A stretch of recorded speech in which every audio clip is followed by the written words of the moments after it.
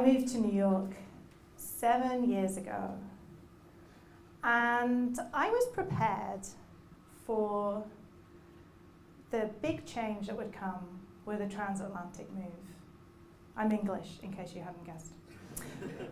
And I was prepared for being thousands of miles away from my friends and family. And I was prepared for the challenges of what turned out to be an incredibly difficult and competitive career choice. But one thing that I was slightly less prepared for was when I moved to a country that spoke the same language as me and that seemed very familiar to me from many movies and TV shows, how many small cultural differences there were. For a start, you guys have different words for everything. What is that about? And I found it difficult to do things like get a bank account or a credit card or a cell phone, which I would call a mobile phone, or even where to buy a pint of milk, which I learned is actually a quart of milk. And so these little things that I was struggling with made it much harder for me to feel at home here than I expected. And so I searched for something that would make me feel at home. And all my life, ever since I can remember, I've been a swimmer. So I looked for a swimming pool. And I started swimming in a pool in Central Park in the summers, which gave me what I needed. Swimming in that cool water in the middle of the summer, following the black line up and down, that rhythm made me feel at home, and I started to make friends. And some of my friends were into this weird sport called open water swimming, where they swam not in a pool with the comforting black line, but in the rivers and oceans around New York, supposedly for fun.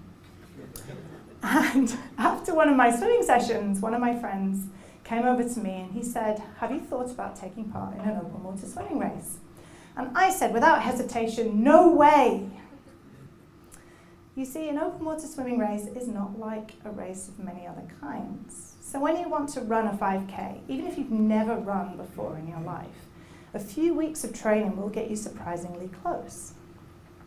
And if you get tired along the way, you can walk or even stop and sit down and have a rest.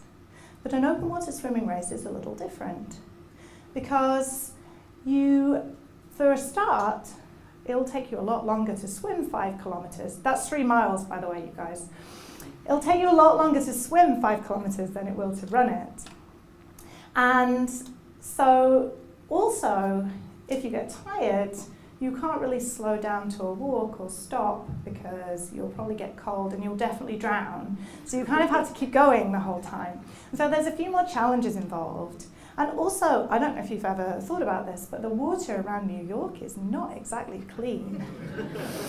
So I was absolutely 100% sure of my decision not to ever take part in an open water swimming race. And like every other decision that I've made that I was 100% sure of, I immediately started to doubt myself. And I thought about it all winter. And when the summer rolled around, I thought, well, I've got to at least try. And so I started going on the occasional weekend down to Coney Island. There's a group that swims there on the weekends. And I tried a mile initially, and then that sort of built up to 2 miles. And before I knew it, I was doing 3 miles.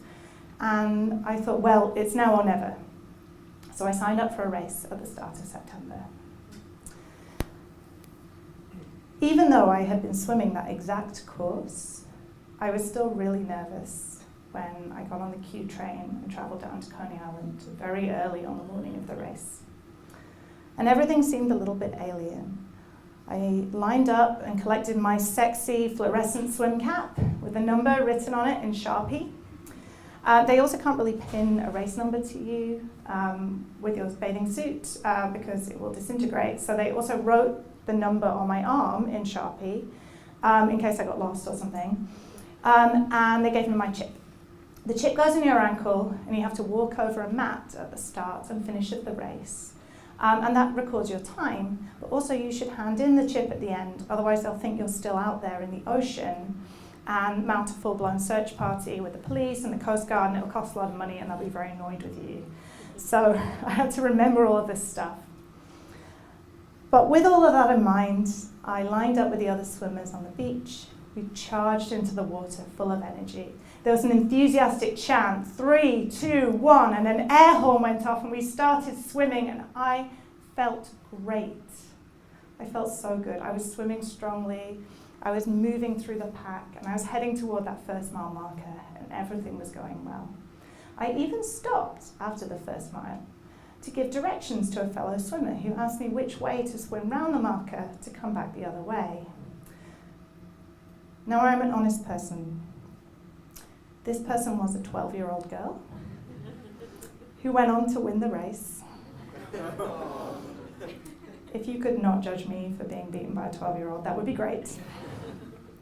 So I followed her as best I could and started swimming back for the second mile. And I was swimming and swimming and swimming. And I thought, I should have reached the marker by now. Did they move it? No. Am I lost? Well, Coney Island swims are parallel to the beach. It's really hard to get lost, and there's a whopping great big fairground over there. So no, I wasn't lost. It took me a moment to realize the reason that I had such a good swim in the first mile was the same reason I was having such a shitty swim in the second mile. It was the current was pushing me, and it was strong. And on top of that, I was starting to get cold. I couldn't feel my fingers or my toes. And when I looked down through the water, my hands were this sort of eerie white colour that you usually only see in zombie movies. I tried wiggling them to get the circulation back in, but to no avail. And at this point, I really started to worry. How cold is too cold?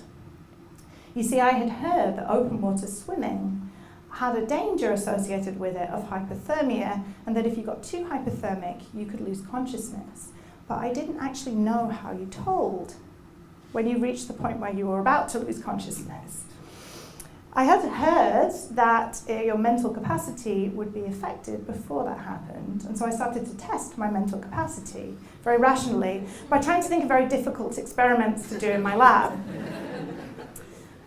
It dawned on me after the race that if my mental capacity were impaired, the experiments I thought of would all seem awesome to me and I would have no idea, which is weird because I am a neuroscientist and I should have known that. Actually, I also found out after the race that there is a way to tell if you're becoming hypothermic and a way of telling if you're too cold. And it's a thing the open water swimming community calls the claw. The claw is when the fingers of your hand get stuck open in this open hand position. And the reason for that is your ulnar nerve. That's the one that runs down the outside of your arm past your elbow.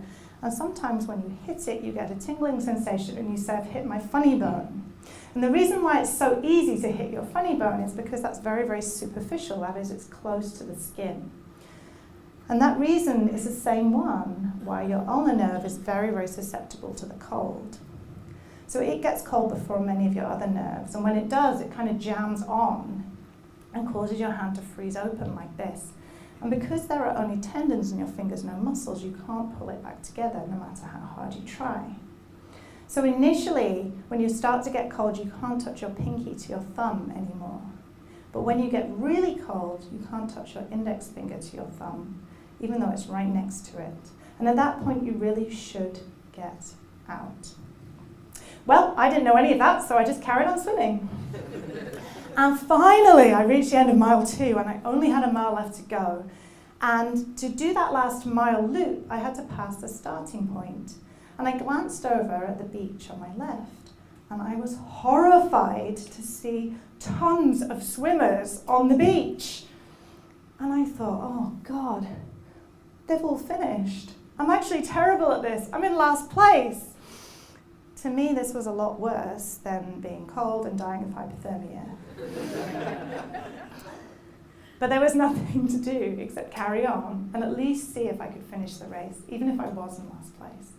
So I carried on swimming, I fixated on this post that I could see in the distance before the turning point, and it had these seagulls on it that were kind of perched there, watching me, and they were very far away, and I couldn't seem to get any closer to them. And to top it off, I was getting really cold by this point. Not only could I not feel my fingers and my toes, I also couldn't feel the inside of my mouth. My teeth were chattering, and I was shivering like crazy.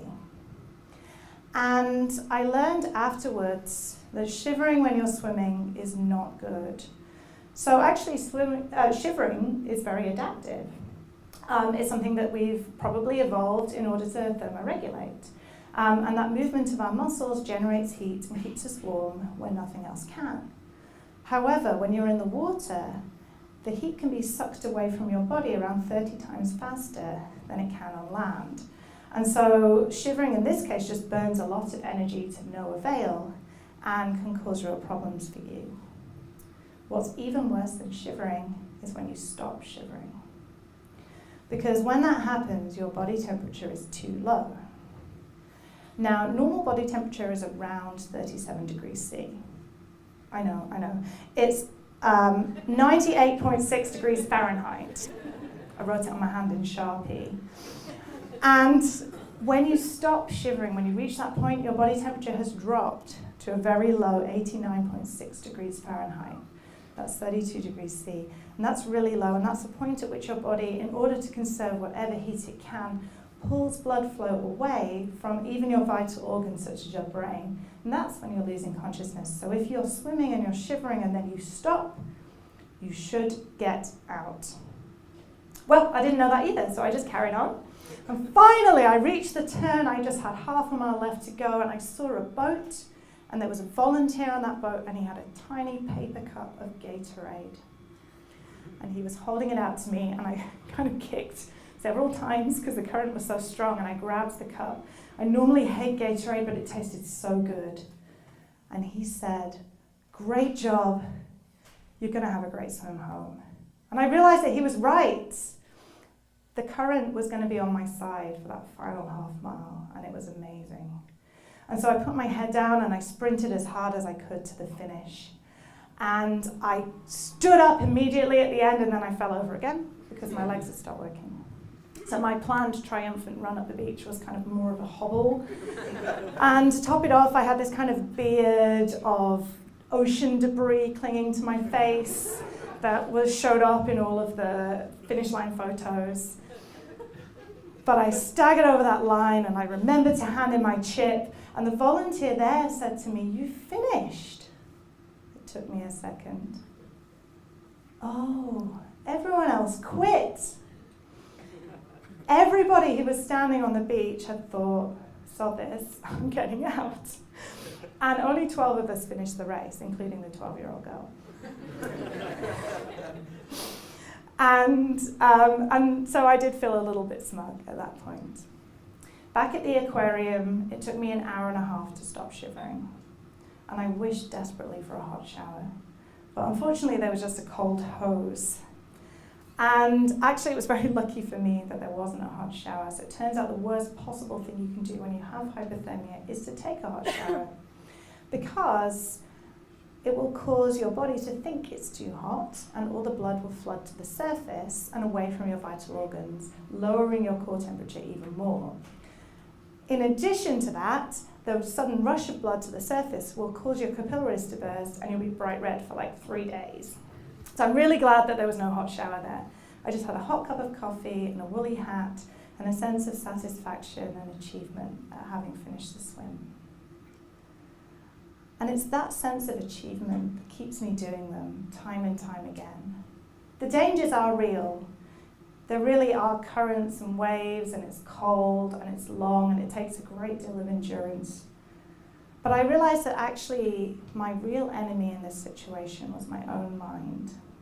My sense of self-doubt when I saw those swimmers on the beach was probably the most powerful enemy that I had, combined with my extreme ignorance of the dangers of open water swimming. And if I could just address those two things, then I would have successful races time and time. time again. And I would also know when to get out and be safe. And so even though it's cold and it can be miserable, it's so vast and peaceful and beautiful out there in the rivers and oceans. I can't wait to do the next one.